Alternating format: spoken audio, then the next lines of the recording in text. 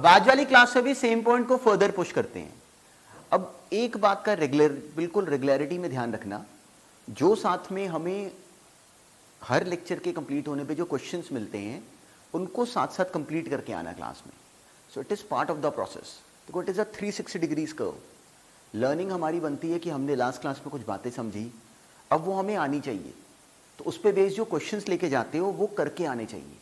तो जो हमें साथ में क्वेश्चंस मिले होमवर्क के थ्रू या डीपीपी के थ्रू, वो कंप्लीट करके आना आज वाली क्लास में। अगर अब आज क्लास में अगर हो तो आई एम एज्यूमिंग कि वो क्वेश्चंस अटेम्प्टेड हैं, वो एक एक क्वेश्चन हमारा कंप्लीटली सॉल्व होना चाहिए।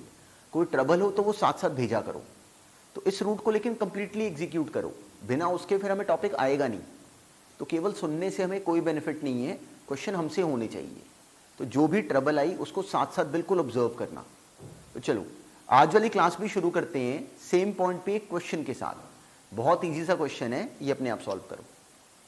अब देखो, टास्क क्या था कि इस टर्म को सिंप्लीफाई करो, मतलब इसका रियल पार्ट और इमेजिनरी पार्ट अलग अलग ब्रेक करो। तो हमें एक्चुअली इसके डिनोमिनेटर को रैशनलाइज करना था। तो अब इस बात को समझना, इस क्वेश्चन में गड़बड़ क्या होती कि जिस तरह से टर्म लिखी हुई है उससे हम लोग टेम्प्ट होते हैं ये बनाने को, a plus iota B plus C को एक बच्चा गलती से a plus iota B minus C से मल्टीप्लाई डिवाइड कर देता है, वो ये कर देता है। तो ये बिल्कुल नहीं करना, रैशनलाइजेशन नहीं है इसमें। जो हमने पॉइंट समझा था वो क्या था कि एक कॉम्प्लेक्स नंबर को मल्टीप्लाई करो उसके कॉन्जुगेट के साथ, क्यों, फिर वो मॉड जेड का स्क्वायर बन जाता है। तो ऐसे नहीं करेंगे, क्या करेंगे, देखेंगे कि इसका रियल पार्ट क्या है। तो इसका रियल पार्ट क्या था, a प्लस सी, ऐसे बोला करो अपने माइंड में। इसका रियल पार्ट को सेम रखोगे, इमेजिनरी पार्ट को पहले का कॉन्जुगेट बनाओगे। तो इसका कॉन्जुगेट क्या बनता, इस डिनोमिनेटर वाली टर्म का a plus C minus iota B. Real देखो सेम रखा, इमेजिनरी को पहले का नेगेटिव कर दिया। इससे मल्टीप्लाई डिवाइड करेंगे, z को मल्टीप्लाई करेंगे z बार से। तो टर्म क्या बन जाएगी, मॉड z का स्क्वायर, मतलब रियल का स्क्वायर मतलब a प्लस सी का स्क्वायर प्लस इमेजिनरी का स्क्वायर मतलब b का square. Simply a plus C का स्क्वायर प्लस b का स्क्वायर आ गया डिनोमिनेटर में, और न्यूमरेटर में आ गया a plus C minus iota B. तो अब देखो, इसका रियल पार्ट और इमेजिनरी पार्ट ईजिली हम सेपरेट कर सकें। ये डिनोमिनेटर एज इट इज, ये रियल पार्ट, और ये माइनस आयोटा बी अपॉन यही टर्म, एग्जैक्टली यही टर्म, वो इसका इमेजिनरी पार्ट। तो ऐसे सोचना है, इन क्वेश्चंस को ऐसे बोलना है, अपने आप को बोलना भी ऐसे। चलो अब ऐसे ही नेक्स्ट करते हैं। अब देखो, इस पैटर्न के क्वेश्चंस हमने होमवर्क में भी करे, पर याद रखना मैथ्स में बहुत इंपॉर्टेंस के लिए पकड़ना कि हमेशा अपना दिमाग ऐसे चलाया करो कि हमारी कैलकुलेशंस तेज कैसे हो सकती हैं। अब +1 +2 में अब अल्टीमेटली जो हमने कॉम्पिटिटिव एग्जाम्स देने हैं, सबका जो बेसिक सेंस है वो क्या, कि हमारी लेटरल थिंकिंग है कि नहीं, मतलब हमें टेढ़ा मेढ़ा सोचना आता है कि नहीं आता। तो बिल्कुल वैसे सोचा करो। क्वेश्चंस में हमेशा ढूंढो कि फास्ट रूट कैसे बन सकता है। तो जैसे किसी ने हमें ये टर्म दिया, बोला कि x और y निकाल दो, तो हमारे माइंड में डायरेक्टली एक रूट तो आता है कि इनको मल्टीप्लाई कर लो, रियल को अलग कर लो, इमेजिनरी को अलग कर लो। हमने रियल पार्ट अलग कर लिया, मल्टीप्लाई करा, इमेजिनरी को अलग कर लिया, और उधर आ गया 4 प्लस आयोटा, दोनों को आपस में कंपेयर करा दिया, दो इक्वेशंस बनाई और x और y को इजीली सॉल्व कर लिया। ये एक रूट पॉसिबल था, ऐसे करा, बिल्कुल सही है। x आ गया 5/13, y आ गया 14/13। पर इसी क्वेश्चन में किसी बच्चे के माइंड में क्या पता ये आ गया हो कि उसने सोचा कि x प्लस आयोटा y को क्यों ना मैं लिख दूं कि वो directly 4 plus iota upon 2 minus 3 iota है। सिंपली इस 2 माइनस 3 आयोटा को उठा के हम नीचे ले गए। क्यों ले गए, क्योंकि हमारे माइंड में आया कि दो इक्वेशंस बनाने की बजाय क्यों ना एक काम करें कि सिंपली हम ऐसे लिख लें और अब इसके डिनोमिनेटर को रैशनलाइज कर लें। कैसे करें, इसको 2 प्लस 3 आयोटा से मल्टीप्लाई डिवाइड कर दें। तो डिनोमिनेटर में क्या बन जाएगा, 2 का स्क्वायर 4 प्लस 3 का स्क्वायर 9। सिंपली अब न्यूमरेटर को मल्टीप्लाई करो, इसका रियल पार्ट देखो बनाओ, 4 into 2 8, iota into 3 iota -3, 8 minus 3 कितना हो गया 5। आयोटा वाली टर्म देखो, 4 into 3 iota 12 iota plus 2 iota 14 iota by 13। Real part क्या आ गया 5/13, इमेजिनरी पार्ट क्या आ गया 14/13। तो अब ये फास्ट हो गया, कोई डिफरेंस नहीं, आंसर सेम आया, पर अब ये फास्ट हो गया। क्यों, क्योंकि थोड़ा हमने स्मार्टली बिहेव करा। तो ऐसे सोचा करो क्वेश्चंस में। अब ये अभी इस क्लास में अभी ये नई बात होती है। तो जब हम बिल्कुल अभी नया +1 में काम शुरू करते हैं तो हमें 10th वाले प्रोसेस से ऐसे बोलना नहीं आता। तो वही स्किल अटेन करना है टॉपिक तो सारे सिंपल हैं। क्या स्किल अटेन करना है कि हमारी कैलकुलेशंस कैसे तेज हो सके। वो तेज होती हैं जब हम एक्चुअली क्वेश्चन को शुरू करने से पहले सोचते हैं कि इसकी प्लानिंग ये करेंगे। तो हमें दिखा कि अगर डायरेक्टली मल्टीप्लाई करते तो उसका रूट लेंथी हो जाता।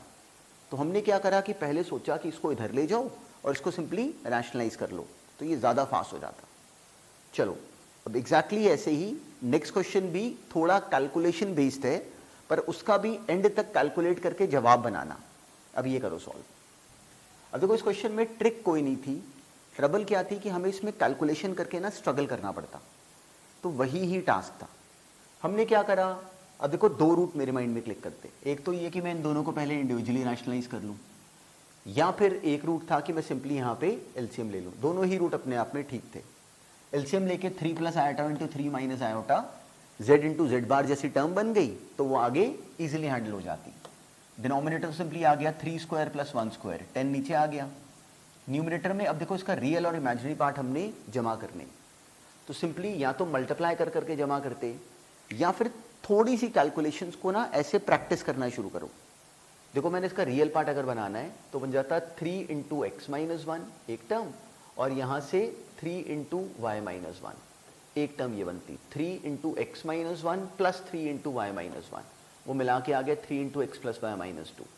ऐसे आयोटा के साथ क्या आ जाता, minus iota into X minus 1, मतलब 1 minus X plus Y minus 1, वो आ गया सिंपली एक्स माइनस वाई। अब हमने दोनों रियल और इमेजिनरी पार्ट आपस में कंपेयर कर दिए, तो वहाँ से एक इक्वेशन बन गई X plus Y minus 2 equal to 0, और दूसरी X minus Y is equal to minus 10। तो इस सवाल में अकेला काम क्या था कि हमारी कैलकुलेशंस राइट हो, कोई नया लॉजिक नहीं था, केवल कैलकुलेशंस को हमने सही करना था। तो अब देखो अभी तक हमने क्या करा इस टॉपिक में, हमने अभी तक क्या करा कि हमने एक बहुत बेसिक सा सेंस बनाया कि कॉम्प्लेक्स नंबर होता क्या है, और हमने कुछ बहुत स्ट्रेट फॉरवर्ड से नाम सुने कि जो कॉम्प्लेक्स नंबर होता है एक्स प्लस आयोटा वाई, जिसमें याद रखना एक्स और वाई दोनों रियल हैं। बार बार सुन रहे हो, एक्स और वाई दोनों रियल होंगे तो हमारा स्टैंडर्ड फॉर्मेट जो है वो एक्सेप्टेबल है। कई बार ना बच्चे बहुत सिली मिस्टेक कर जाते हैं। मान लो किसी ने क्वेश्चन दिया z1 is equal to 2 plus iota, z2 is equal to 5 plus 3 iota. अब मान लो एक नया कॉम्प्लेक्स नंबर बनाया गया z1 प्लस आयोटा z2।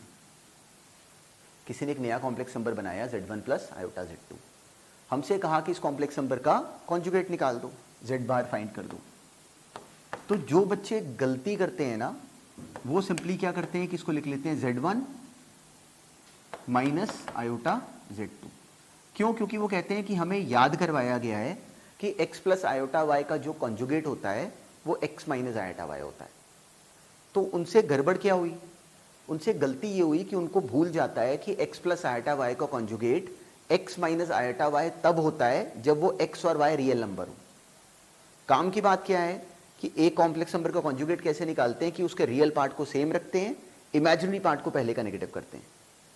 तो जब हमने यहाँ पे z1 और z2, जब हम यहाँ पे बीच में माइनस साइन कर रहे हैं क्रिएट, तो क्या ऐसा हो रहा है कि उसका रियल सेम आ रहा हो और इमेजिनरी पहले का नेगेटिव आ रहा हो?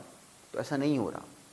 हमें एक्चुअली इस क्वेश्चन को अगर यहाँ पे सॉल्व करना पड़ता तो हमें पहले एक्चुअली ये बनाना पड़ जाना था। ये आ गया plus iota times of 5 plus 3 iota. अब हमने इसके रियल पार्ट को एक साथ करा, वो कितना आ गया 2 minus 3 minus 1 iota plus 5 iota plus 6 iota. तो ये कॉम्प्लेक्स नंबर z एक्चुअली ये बना। तो जो z बार बनता वो बनता real part same, imaginary part पहले का नेगेटिव। ऐसे बोलना था। z1 प्लस आयोटा z2 को conjugate z1 minus iota z2 नहीं होगा। काम की बात क्या है कि x प्लस आयोटा y का conjugate x minus iota y तभी होगा जब वो x और y रियल नंबर हो। इसी तरह के क्वेश्चन में एक और बहुत मेजर मिस्टेक क्या होती है कि मान लो किसी ने हमसे z ये बनवा दिया और कहा कि मॉड z निकाल दो। तो एक बच्चा गलती से बोलता है कि वो z1 का स्क्वायर प्लस z2 का स्क्वायर है। बिल्कुल गलत है, बिल्कुल गलत है। काम की बात क्या है कि एक कॉम्प्लेक्स नंबर का मॉडुलस, याद रखना, modulus of a complex number is a real number. एक कॉम्प्लेक्स नंबर का मॉडुलस कैसे बनाते हैं? उसके रियल पार्ट का x का स्क्वायर करते हैं प्लस उसका इमेजिनरी पार्ट y भी एक रियल नंबर है, y का स्क्वायर करके अंडर रूट लेते हैं। तो यहां पे अब की बार ऐसा हो ही नहीं रहा था। हमें मॉड z निकालने के लिए क्या करना था कि पहले z का हमें रियल पार्ट चाहिए। बोला करो ऐसे, मॉड z कैसे बनाओगे, जब z का रियल पार्ट पता हो और z का इमेजिनरी पार्ट पता हो। तो इस सवाल को करने के लिए मुझे पहले z का रियल पार्ट चाहिए था। तो अब मैंने z को सिंप्लीफाई करा, तो उसका रियल पार्ट आया -1, इमेजिनरी पार्ट आया 6। अब मॉड z बन सकता था, वो आ जाता अंडर रूट ऑफ -1 का स्क्वायर विच इज 1 प्लस 6 का स्क्वायर विच इज 36। तो इसका आंसर बनता अंडर रूट ऑफ 37। तो द टास्क इज दिस कि हमारे माइंड में क्लियरिटी हो, हमें समझ में आता हो कि मॉडुलस z क्या होता है, z बार क्या होता है। और हमने एक ही अभी काम की बात देखी कि z इंटू z बार करो तो मॉड z का स्क्वायर आता है। तो इसको भी अपने माइंड में रखना। अब एक कॉम्प्लेक्स नंबर के कॉन्जुगेट पे बेस कुछ बहुत सिंपल सी बातें समझते हैं, सिंपल सी थ्योरी है। ऐसे ही मॉडुलस z पे भी बहुत सिंपल से पॉइंट्स करते हैं डिस्कस, फिर क्वेश्चन ही अभी फर्दर और पुश करेंगे। तो चलो बस पहले ये पॉइंट को ऑब्जर्व करो। अब देखो इसी पॉइंट को अप्लाई कराता हुआ अब ये क्वेश्चन था, हमें z1 गिवन था, z2 गिवन था, z बताया गया कि z1 प्लस आइटा z2 है। क्वेश्चन था find z bar and modulus z। तो द टास्क वाज दिस कि हम अभी ये मिस्टेक करना बंद कर दें। तो हमें क्लियरिटी है कि जो मॉड z होता वो square root of z1 square plus z2 square नहीं होता। मॉड z क्या होता है, रियल पार्ट का स्क्वायर प्लस इमेजिनरी पार्ट का स्क्वायर। तो इस क्वेश्चन में पहले हमें रियल और इमेजिनरी को सेपरेट करना पड़ता। तो हमने z1 प्लस आइटा z2 को पहले बनाया, तो वो आ गया सिंपली 4 प्लस 3 आयोटा। तो अब z बार कितना हो गया, 4 माइनस 3 आयोटा, और मॉड z का स्क्वायर आ गया डायरेक्टली 25, उसका स्क्वायर रूट हो गया 5। तो टास्क इस क्वेश्चन में था बहुत सिंपल, पर एग्जैक्टली इस बात को अपने माइंड में रखना। अब देखो इस क्वेश्चन में z1 z2 हमें गिवन थे तो z हम बना पाए, पर हर बार ऐसा नहीं होगा। तो अब एक बहुत काम की बात समझना, बहुत काम की बात है, इसको बहुत ध्यान से सुनना और अपने माइंड में डालना शुरू करना।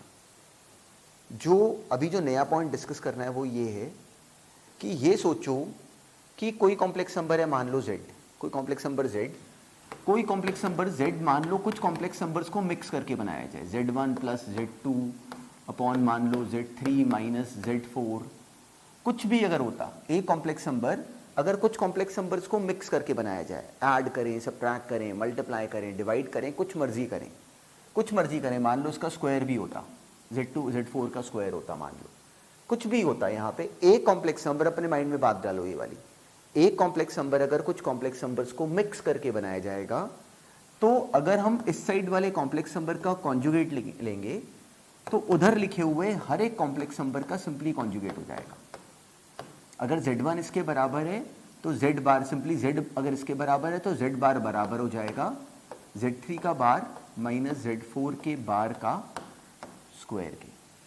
एक कॉम्प्लेक्स नंबर, हमारे माइंड में क्या आ गया, एक कॉम्प्लेक्स नंबर अगर कुछ कॉम्प्लेक्स नंबर्स को मिक्स करके बनाया गया है, कैसे मर्जी ऐड करा, सब्ट्रैक्ट करा, कुछ मर्जी करें ऑपरेशन उधर, तो अगर हम इधर वाले कॉम्प्लेक्स नंबर का अगर कॉन्जुगेट लेंगे तो उधर लिखे हुए हर एक कॉम्प्लेक्स नंबर का सिंपली कॉन्जुगेट हो जाएगा। इस बात को माइंड में रखना। अब अगर एक बात सोचो, हमने अभी देखा पीछे कि z बराबर था z1 प्लस आयोटा z2 के, तो z अगर मान लो z1 प्लस आयोटा z2 अगर है, तो जब हम इधर का कॉन्जुगेट लेंगे तो अब क्या होगा, एक्चुअली इधर लिखे हुए हर एक कॉम्प्लेक्स नंबर का एक्चुअली कॉन्जुगेट बन जाता। तो वो क्या बन जाता, z1 का बार प्लस आयोटा का बार इंटू z2 का बार। तो वो क्या बन गया, ये आ गया z1 बार। अब देखो आयोटा का कॉन्जुगेट क्या बनता, iota is a complex number which is what 0 plus iota, उसका कॉन्जुगेट आ जाता 0 माइनस आयोटा। तो ये बन गया माइनस आयोटा इंटू z2 बार। ये सही जवाब है। तो अगर हमें z1 z2 नहीं पता होते तो उस केस में अगर हमें z बार बनाना पड़ता तो हम ये बनाते। किस बात पे बेस्ड होकर हमने बनाया, इस बात पे बेस्ड होके कि एक कॉम्प्लेक्स नंबर अगर कुछ कॉम्प्लेक्स नंबर्स का अगर मिक्सचर होगा तो आज के बाद क्या करेंगे, अगर एक तरफ का कॉन्जुगेट लेंगे तो उस तरफ लिखे हुए हर एक कॉम्प्लेक्स नंबर का सिंपली कॉन्जुगेट कर देंगे। इस पॉइंट पे बेस्ड भी बहुत सारे क्वेश्चंस हैं, हम एग्जीक्यूट भी करेंगे, पर इस बात को पूरी तरह अपने माइंड में रखना। अब इसी के साथ एक बात और नोटिस करो, कोई कॉम्प्लेक्स नंबर z अगर हमें दिया जाए, मान लो z अगर सिंपली अगर हम बात करें तो 4 एक कॉम्प्लेक्स नंबर है, कोई बोले कि 4 का कॉन्जुगेट निकाल दो, तो 4 हमें समझ में आता है कि 4 एक्चुअली 4 प्लस 0 आयाटा है, तो उसका कॉन्जुगेट क्या बनता, 4 माइनस 0 आयाटा, मतलब सेम 4।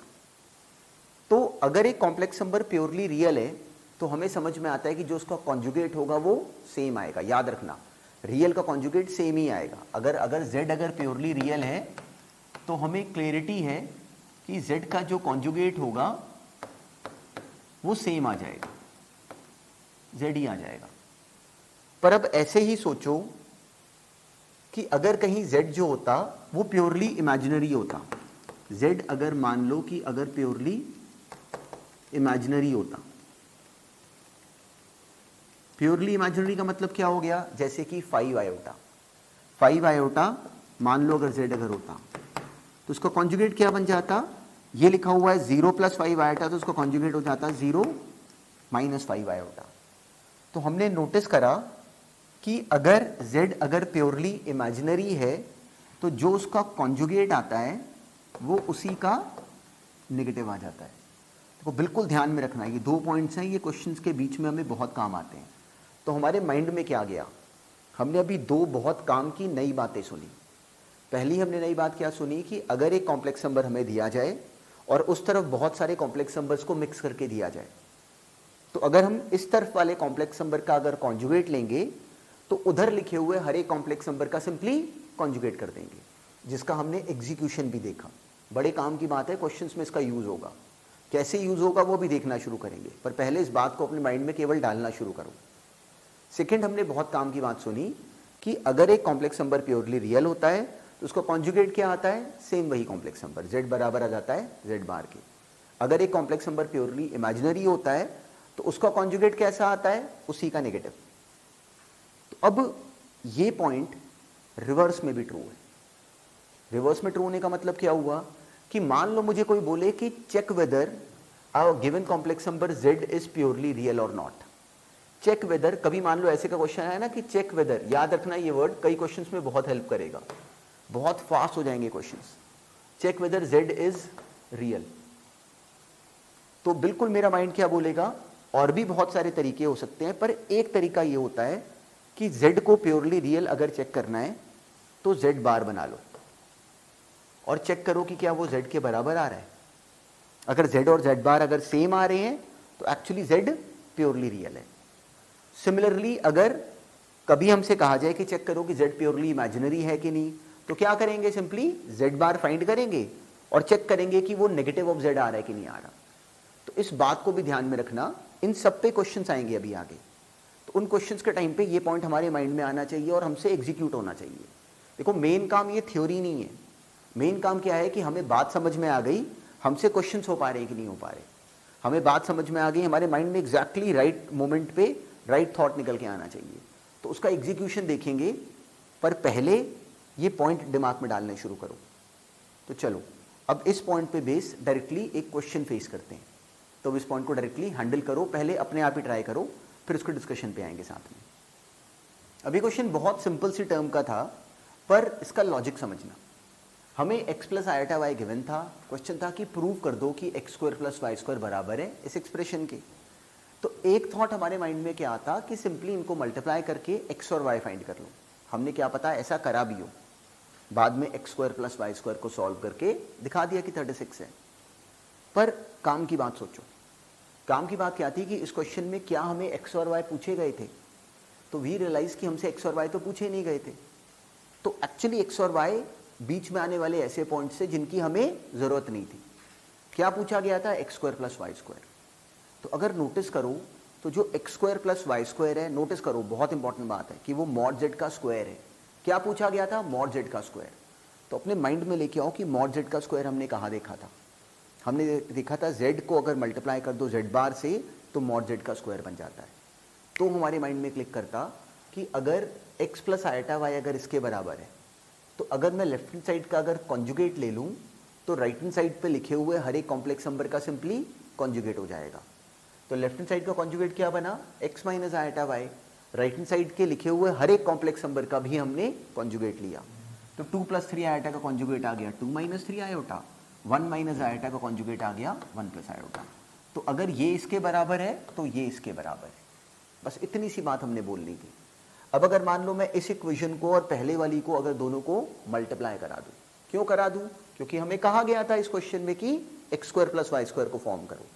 मल्टीप्लाई करा तो z × z बार आ गया mod z का स्क्वायर, इधर आ गया simply 2 + 3 iota × 2 - 3 iota which is z × z bar again, वो आ गया 4 + 9 और ऐसे नेक्स्ट 1 + आयोटा × 1 - आयोटा 1² + 1², तो 13 × 2 26 आंसर था। देखो हमने x और y को फाइंड ही नहीं करा। तो इस पॉइंट को भी ध्यान में रखना। ये हमने क्या करा, जो अभी अभी बात सुनी उसका हल्का सा यूज देखा। अब इसी के साथ एक थ्योरी वाला पॉइंट पहले और समझना, उसके बाद फिर क्वेश्चंस के बीच में उन दोनों को मिक्स अप्लाई करेंगे। बहुत सिंपल सी बात है, पर हमने एक्चुअली अप्लाई करना शुरू करना है। मान लो कभी ए कॉम्प्लेक्स नंबर z वो बनाया गया हो दो कॉम्प्लेक्स नंबर्स को मल्टीप्लाई करके, सिंपली मल्टीप्लाई करके। तो अगर हम z का मॉडुलस अगर निकालें ना, तो वो मॉडुलस ऑफ z1 × z2 हो गया। तो वो बराबर हो जाता है modulus of z1 × modulus of z2 की। मतलब याद रखना, मॉडुलस ऑफ z1 × z2 को ब्रेक करके लिख सकते हैं मॉडुलस ऑफ z1 × z2। ऐसे ही मान लो z कभी अगर z1 / z2 तो मॉडुलस z को डायरेक्टली लिख सकते हैं मॉडुलस z1 / मॉडुलस z2। तो ये वाली बात मल्टीप्लिकेशन के लिए ट्रू है, डिवीजन के लिए भी ट्रू है, बिल्कुल सच है। गलती कहाँ पे होती है कि कभी अगर z z1 + z2 हो तो उस केस में मॉडुलस z को मॉडुलस ऑफ z1 + z2 जब हम लिखते हैं तो उस केस में इसको मॉडुलस z1 + मॉडुलस z2 नहीं लिखना, ये ध्यान में रखना। एडिशन में मॉडुलस वाला पॉइंट अप्लाई नहीं होता। क्यों नहीं होता, ये आगे हमारे सिलेबस में कंप्लीटली आएगा। पर अभी काम की बात क्या है कि हमारी अंडरस्टैंडिंग ऐसे बननी शुरू हो जाए। तो कभी अगर मान लो कभी हमें कोई बोले कि z बराबर है, जैसे अभी हमने क्वेश्चन में करा कि z था 2 + 3 आयोटा × 1 - आयोटा। तो इस क्वेश्चन को सॉल्व करने का हमने एक तरीका बनाया कि इसका कॉन्जुगेट लिया और दोनों को मल्टीप्लाई करा। अभी हमने ये डिस्कस करा। एक तरीका और क्या था कि मैं दोनों तरफ मॉडुलस ले लूं। इसका मॉडुलस बराबर आता 2 + 3 आयोटा का मॉडुलस मल्टीप्लाइड बाय 1 - आयोटा का मॉडुलस। ये ठीक था। क्यों? क्योंकि हमने ये पॉइंट देखा कि कभी अगर z अगर कुछ कॉम्प्लेक्स नंबर्स को मल्टीप्लाई करके बनाओ तो मॉडुलस z उन सभी कॉम्प्लेक्स नंबर के मॉडुलस के मल्टीप्लिकेशन के बराबर आ जाता है। ऐसा ही बात डिवीजन में भी ट्रू है। पर एडिशन में और सब्ट्रैक्शन में मॉडुलस वाला पॉइंट अप्लाई ऐसे नहीं करना। बार बार अपने आप को बोलना कि मॉडुलस ऑफ z1 + z2 को मॉडुलस z1 + मॉडुलस z2 नहीं लिखेंगे, बिल्कुल नहीं लिखेंगे। बहुत माइनर मिस्टेक है पर शुरू शुरू में हमसे होती है। तो ये क्यों हो, इसका राइट कनेक्शन फिर क्या होगा वो एक्चुअली कंप्लीटली हमारे सिलेबस में है, पर अभी बस इसको सही बोलना शुरू करो। तो अब देखो, अगर इसका मॉडुलस लेते तो इसका मॉडुलस आ जाता √ऑफ सिंपली 13 और ये आ जाता √ऑफ 2 और इस तरफ बन जाता √ऑफ x² + y²। दोनों तरफ की स्क्वायरिंग कर दो, सेम आंसर आ गया। तो उसी क्वेश्चन को z बार फॉर्म करने की बजाय अगर हमने दोनों तरफ मॉडुलस लेके भी अगर बोला होता तो वो भी करेक्ट था। तो अब हमें इस तरह के क्वेश्चंस को ब्रेक करने के दो फॉर्मेट समझ में आए। एक तो z और z बार बना के मल्टीप्लाई करा दो या फिर डायरेक्टली दोनों तरफ मॉडुलस ले लो। तो अब इस पॉइंट को अप्लाई करो easily in this next question. अब इसी पॉइंट की एप्लीकेशन पे भी ये सिंपल सा क्वेश्चन था। हमें कहा गया कि प्रूव कर दो कि a² + b² बराबर है इस एक्सप्रेशन के। तो अब हमें इस क्वेश्चन में ये तो क्लैरिटी थी कि हम ये कर ही नहीं सकते कि इसको सॉल्व करके रियल और इमेजिनरी पार्ट्स पहले निकालें। ए और बी निकालने तो थे नहीं हमने। तो हमने नोटिस करा कि a² + b² क्या है, सिंपली इस कॉम्प्लेक्स नंबर के मॉडुलस का स्क्वायर। तो क्यों ना एक काम करें कि सिंपली दोनों तरफ या तो मॉडुलस ही ले लें। तो इसका मॉडुलस क्या बन जाता है √a² + b²। ये बराबर होता इसका मॉडुलस इंटू इसका मॉडुलस इंटू इसका मॉडुलस एंड सो ऑन के। तो हमने ये टर्म बना दी 1 + 1 2² + 1 3² + 1 लास्ट में n² + 1। दोनों तरफ स्क्वायरिंग करी, बिल्कुल कंप्लीट। इसी क्वेश्चन में क्या पता किसी और के माइंड में ये थॉट आता कि वो ये नई टर्म बना लेता, वो कहता कि a प्लस आयोटा बी अगर ये है तो a माइनस आयोटा बी हो जाएगा 1 माइनस आयोटा 2 माइनस आयोटा ऐसे लास्ट में n माइनस आयोटा, और वो कहता कि मैं इसे और इसे मल्टीप्लाई करने लगा हूँ। तो z इंटू जेड बार क्या बन जाता, मॉड z का स्क्वायर, ये बन जाता 2 फिर 5 फिर 10 एंड सो ऑन। तो अगर ऐसे भी करा अपनी कॉपी पे तो that is also completely right. पर इन क्वेश्चंस को साथ साथ कंप्लीट करो, कॉपी पे अपने आप सॉल्व करो, फिर सॉल्यूशन पे आना। चलो अब आज वाली क्लास में टास्क बस क्वेश्चंस का एग्जीक्यूशन ही है। क्वेश्चन आते जाएंगे, हमें बेसिक थ्योरी नोन है, उसी को यूज करते हुए क्वेश्चन सॉल्व करने हैं। अब ऐसे ही नेक्स्ट करो, थोड़ा सोचना पर एंड तक जवाब बनाने की करना। अब ये क्वेश्चन करो सॉल्व। इस क्वेश्चन में स्किल क्या था कि अब x प्लस आयोटा वाई की पावर 1/3 तो हम सॉल्व नहीं कर सकते, तो इस क्वेश्चन में कहीं से भी मॉडुलस वगैरह का रोल नहीं था। क्यों नहीं था? क्योंकि हमें दिखा कि जो हमने प्रूव करना है, जो हमने फाइंड करना है, उसका कहीं से भी कोई कनेक्शन नहीं मॉडुलस वगैरह वाली लैंग्वेज के साथ। तो अब हम लोग इस क्वेश्चन में ब्लॉक्ड थे, तो हमने अपने माइंड से इस ब्लॉकेज को ही हटाना था, वही एक्चुअली मेन टास्क था। तो हमने रियलाइज करा कि अगर x प्लस आयोटा वाई की पावर 1/3 अगर ये है, तो जो इसका क्यूब होगा a प्लस आयोटा b का, वो simply x plus iota Y हो जाएगा स्ट्रेट फॉरवर्ड। तो इस क्वेश्चन में जो मेन स्टेप था वो एक्चुअली ये था, मेन स्टेप ये था। x प्लस आयोटा वाई कितना आ गया, a प्लस आयोटा b का होल क्यूब। अब इसे हमने एक्सपैंड कर लिया, a प्लस b का क्यूब ही था, सिंपली एक्सपैंड करा, रियल पार्ट निकाला और इमेजिनरी पार्ट निकाला, दोनों को कंपेयर करा। x आ गया बराबर a square a cube minus 3ab square, a common, तो x अपॉन a आ गया a square minus 3b square. ऐसे ही y अपॉन b आ गया 3a square minus b square. तो x upon a plus y upon b हम straight forward बना सकें। ये question बहुत साल पहले IIT में आया हुआ है, पर लॉजिक समझो। एग्जामिनर ने हमें ब्लॉक कैसे करना है कि हमें थ्योरी आती है, पर जो क्वेश्चंस हमारे सामने उन्होंने डालने हैं उसमें बहुत छोटे छोटे पॉइंट्स पे हमें ब्लॉक करना है। तो हमारा काम क्या होता है कि सबसे पहले अपना रूट आइडेंटिफाई करें कि पेपर में करेंगे क्या, इन क्वेश्चंस में पेपर में करेंगे क्या। स्कूल के एग्जाम में ट्रबल नहीं आएगी, क्यों? स्कूल के एग्जाम में इन्हीं सब क्वेश्चंस ने चेंज हो के आ जाना है, यही सब क्वेश्चंस आ जाते हैं। मेन जाके ब्लॉक होते हैं कि हम ऑब्जेक्टिव क्वेश्चंस को करते समय इनको कैसे सोचें। तो चलो, this was a very straight format, पर हमें बिल्कुल ऐसे बोलने की समझ होनी चाहिए थी। अब ऐसे ही नेक्स्ट करो। इस क्वेश्चन में ट्रिक कोई नहीं थी, बस सेम पॉइंट को हम लोग केवल रिकॉल कर रहे हैं और अपने माइंड में डाल रहे हैं। अब a प्लस आयोटा का whole square upon 2a minus iota हमें गिवन था कि p प्लस आयोटा क्यू है। क्या पूछा गया? p square plus Q square. तो हमारे माइंड में क्या आना चाहिए था? मॉड z का स्क्वायर। अगर हम सोचते कि p और q को अलग अलग फाइंड करके करेंगे तो क्वेश्चन बहुत लेंथी और टायरिंग हो जाता, पर हमसे p और q तो पूछे ही नहीं गए, हमसे पूछा गया p square plus Q square. तो क्या करते?